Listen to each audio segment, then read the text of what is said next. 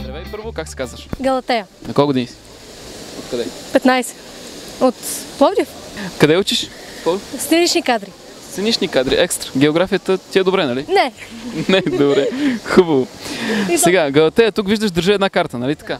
Галатея, нали? Да. Това картата на кой континент е?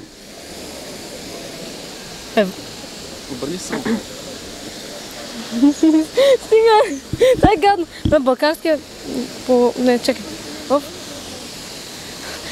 Така се притеснявам сега. Не се притесняй, добре, помисли. Изключена е камерата, не се притесняй. Лъжиш ли ме? Да. Ма сега се притеснявам. Добре, Европа. Европа? Да. Да, какво се чуеш толкова? Защото се притеснявам. Добре, нищо, да. Ако се притесняваш, няма да стане нищо. Ти само няма да отговориш на нито един въпрос. Спокойно отговаря си все едно си в училище. Хайде сега, след като това е Европа, тук някъде трябва да е България. Де е България? България ето тук. Ето тук. Покажи я пак. Ето тук. Това е Словения.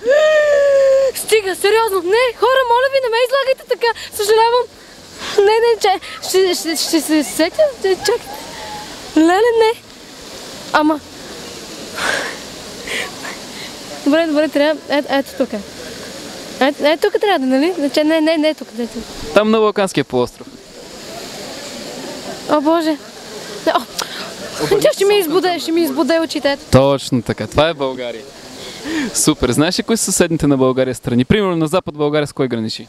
С Македония и с Сърбия. Браво. Коя е столица на Македония, знаеш? Не. А на Сърбия? Не. Скопие и Белград. А на юг с кои страни граничи? С Гърция и Турция. Браво. А столица на Турция? Стига, имах контролно по география, преписвах. Така, сега колкото да види това наше. Не, сериозно, не. Ами, съседните страни ги видяхме, България видяхме. Знаеш коя е столицата на Европейския съюз? Стига да това го знаех. Това го знаех.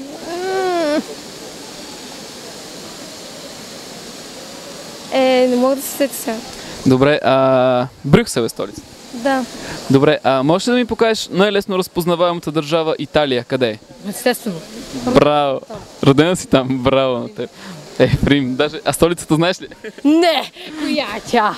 Добре, Испания знаеш ли къде е? Не. Много съм зле по география. Добре, а Британия, Великобритания?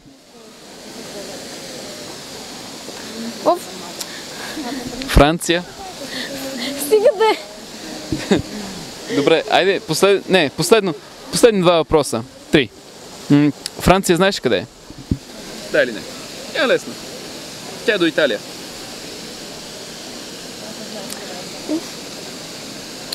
Не знам. Добре, покажи ми къде е. Не предполага, че е там. Да, коя е столицата на Франция? Лесно е. Това е лесно. Париж? Точно така. Една забележителност в Париж.